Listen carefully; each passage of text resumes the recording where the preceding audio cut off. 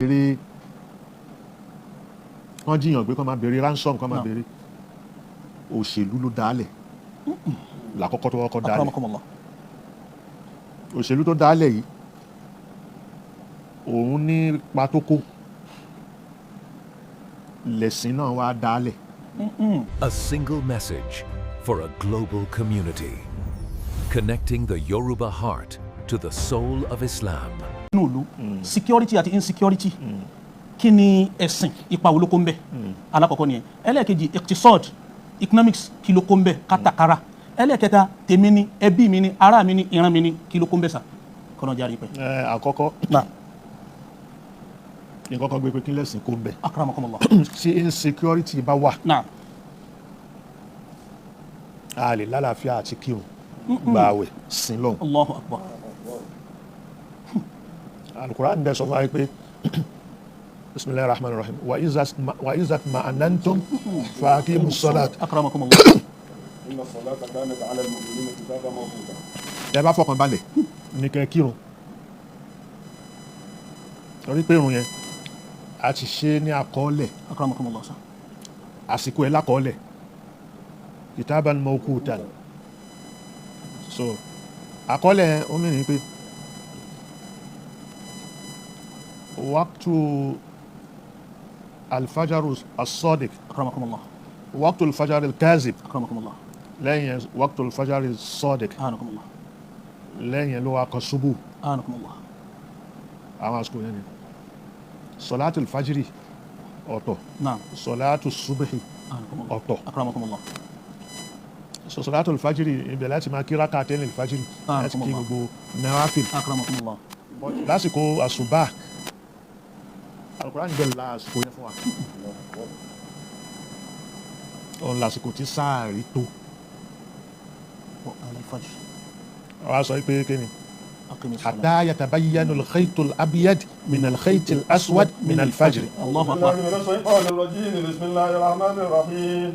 أحل لكم ليلة الصيام الرفث إلى نسائكم هن لباس لكم وأنتم لباس لهن علم الله أنكم كنتم تختانون أنفسكم فتاب عليكم وعفى عنكم فالآن باشروهن وابتغوا ما كتب الله لكم وكلوا واشربوا حتى يتبين لكم الخيط الأبيض من الخيط الأسود من الفجر. Ibi tí mo fẹ́. Akramakumullah. Ìgbà tẹ́ lè jẹun dà nìyẹn. Àwẹ̀ ó bẹ̀rẹ̀ láti ìgbà tẹ́ bá fi òwú funfun dúdú tẹ́ bá fi kan tẹ́ wá dá mọ̀ pé dúdú ni funfun lélẹ̀. Akramakumullah. Ẹ jẹun láti ìgbà yẹn àmọ́ tó bá ti dàsìkò ẹ stop oúnjẹ. Ṣubú ni. Akramakumullah. So lẹ́yìn fajiru ni ṣubú ó yọ. Akramakumullah sa. So lẹ́yìn ṣubú ni duha. Akramakumullah. Gbogbo àwọn kan yẹn ló ní orúkọ. Akramakumullah. Àsìkò tí wọ́n ń pe orúkọ kọ̀ọ̀kan. Ní lúrú òfin ní dàpọ̀ mọ́ṣápà. Kò ní dàpọ̀. Àsìkò tí irun ẹ̀ gùn tẹ́ sì bá dé àsùbá ní ìṣáì. Akramakumullah. Ìṣáì bẹ̀rẹ̀ láti ìgbà tẹ́ ẹ bá ti dá ìkookò mọ̀ yàtọ̀ sájá. Akramakumullah. Àsìkò tí ìṣáì wọlé nìyẹn. Akramakumullah. Òun ni ó lásìkò ẹ̀gùn. Akramakumullah. So ẹ wàá bá a lọ títí ìṣáì títí ó sì wà títí dòru ìṣáì títí ó sì wà títí di fájúrò sọ́dí títí tẹ́ bá lo fájúrò káàzì tẹ́ bá lo tán tí sọ́dí kò bá wọlé àṣùbà ìṣáì tí ó kásẹ̀ ńlẹ̀. Òun ni pé àsìkò yẹn gùn ju àsìkò tó wà láàrin àṣùbà sí zuri lọ. Ó jùlọ Akramakumullah. ó sì ju àsìkò tó wà láàrin asiru sí magribu lọ. Akramakumullah. Irun alásàrì irun àyílá àti alásàrì èèyàn dẹ̀ sì lè ba títí kò tí ì di kọ̀dọ̀ o. Akramakumullah. Ó ba títí tí ó fi kú déédéé rákà kan àbí rákà méjì tó fi wọ Maghrib. Allahu akbar. Ó ní risala fi sọ pé yudraku zuhurani bí idraki rak'atayn qabla al-ghurub. Akramakumullah. So ó ní òun ló ń jẹ́ wákìtù. Akramakumullah. Wákìtù sọ̀láàt. Akramakumullah. كتابا موقوتا. وإذا قضيتم الصلاة فاذكروا الله قياما وقعودا وعلى جنوبكم فإذا اطمأننتم فأقيموا الصلاة inna salata kanat ala al-mu'minina kitaban mawquta. sọ tọkàn bá balẹ̀ ẹ̀ tó lè kírun àmọ́ ọkàn ò balẹ̀ wàhálà wà nù báwo lẹ fẹ́ rírun kí. ọkàn ò ní papọ̀ sójú kan. bẹ́ẹ̀ni akramakumullah sa. so ìyẹn nìyẹn.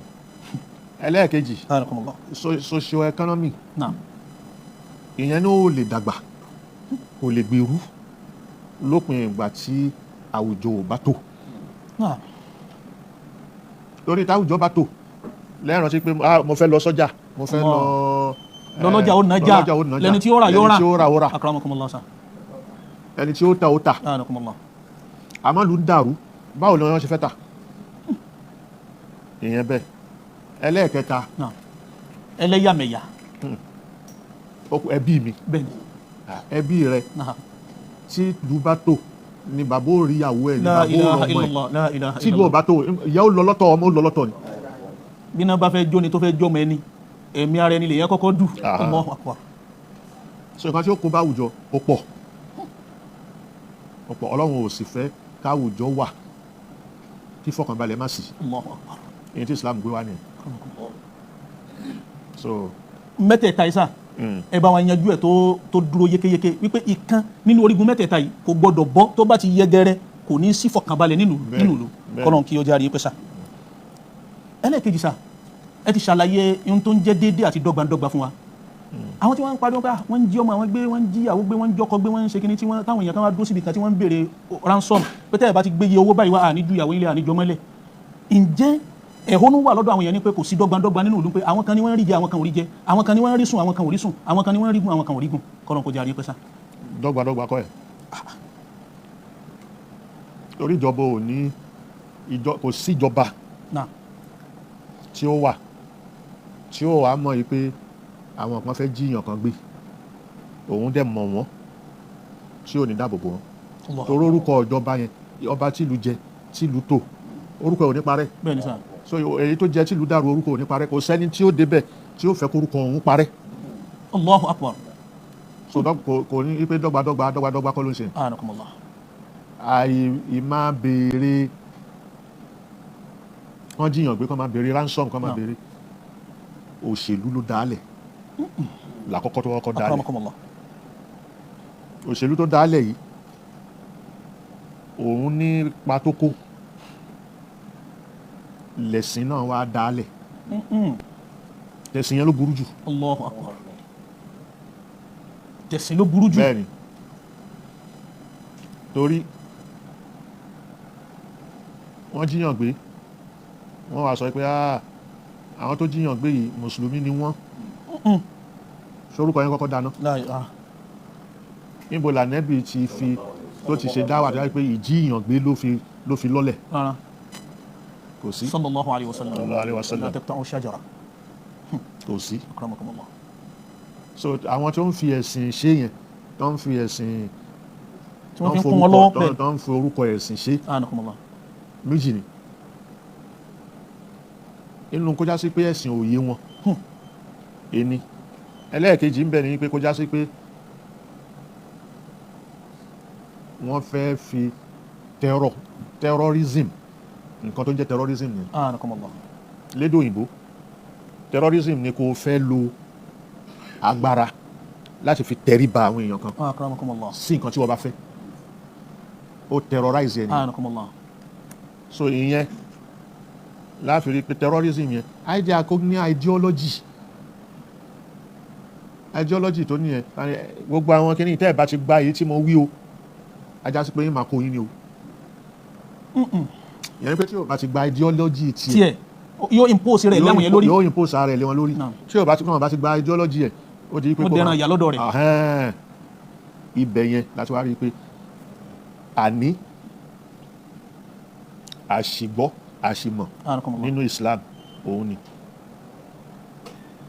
ẹ̀yìn a rí àwọn tó ń pera wọn ní Boko Haram inú ń jẹ́ Boko Haram bóyá mo ti sọ níbi láìmọye ìgbà Boko Haram ìwé kíkà lédè Haúsá òun ni Boko ẹni tó bá lọ lé wọn ní makaranta Boko ilé ìwé makaranta àló ilé kíw nìyẹn àló yẹn wàhálà láwòhù wọn nìyẹn sọ̀rọ̀ wá ní pé makaranta àlò makaranta boko anakumullah so ìwé nìyẹn anakumullah wá ní boko haram haram tó bá lọ kàwé haram ni gbogbo nǹkan ni wọ́n sọ di haram ní tọ́lọ́run ń ṣe ní ẹ̀tọ́ àwọn sọ di haram àwọn òdẹ̀ ló ń ṣe yẹn sàlàfíyà nìyẹn láti wàhídà anakumullah gbogbo nǹkan tọ́lọ́run ṣe lẹ́tọ̀ ẹnu tí wọ́n ni wọ́n fi pè ní haram wọ́n sọ di haram ibi tọ́lọ́run ti tú wálẹ̀ àwọn òde wa lókun so wọ́n wá ń pè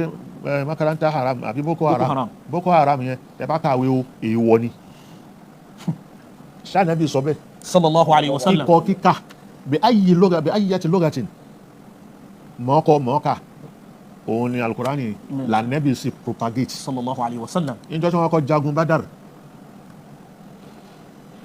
wọ́n wá kó àwọn kèfèrí lẹ́rú nínú ogun yẹn ànábì wa ń sọ wípé ẹni tó bá fẹ́ ra rẹ̀ kalẹ̀ tó ra ti mú lẹ́rú náà ẹni tó bá fẹ́ ra rẹ̀ kalẹ̀ ọ̀nà tí ó fi ra rẹ̀ kalẹ̀ ṣáràtì ni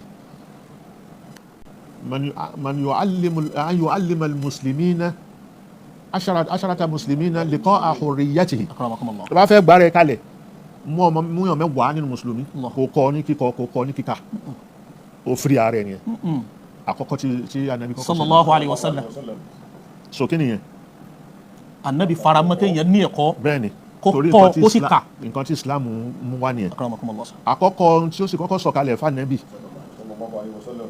kò ń ṣe alhamdulilayi kò ń ṣe bisimilayi kò ń ṣe kí ni ìkẹrà ni allahu akbar ikra bismi rabbika alladhi khalaq اقرأ باسم ربك الذي خلق خلق الإنسان من علق اقرأ وربك الأكرم الذي علم بالقلم علم الإنسان ما لم يعلم. ikra ó ní kó kà Jibril wá bá nàbì ní kòtò gbogbo ìrà ó ní ikra ó gbà ó fà mọ́ra báyìí ó tún jùlẹ̀ anabi ń ṣe má anabi kọ́ọ̀rì ó tún fà mọ́ra ikra so ó ṣe bẹ́ẹ̀ fún anabi tí ó mọ́kọ́ sallallahu kò alayhi wa lọ sallam ilé ẹ̀kọ́ kò lọ ilé ìwé tí wọ́n bá kọ láti gbà yẹn tí wọ́n bá kọ nǹkan kalẹ̀ tí wọ́n bá ṣìkọ báyìí yóò sì parẹ́ sallallahu alayhi wa sallam àṣìkọ tí wọ́n tán ṣìkọ yẹn yóò parẹ́ sallallahu alayhi wa bẹ́ẹ̀ ni tí sallam mistake wà sallallahu bẹ́ẹ̀ alayhi sì wa ni sallam kò lọ ilé ẹ̀kọ́ sallallahu kò lọ alayhi wa ibì sallam kankan. wọ́n á fi yìn pé omi yóò alámahul bari wa adabahu wa alamale alami nale elema wale adaba wa alamale العالمين العلم والأدب أمي علمه الباري وأدبه وعلم العالمين العلم والأدب وعلم العالمين العلم والأدب. Aha. إمام مدرسة التنزيل حاكمها.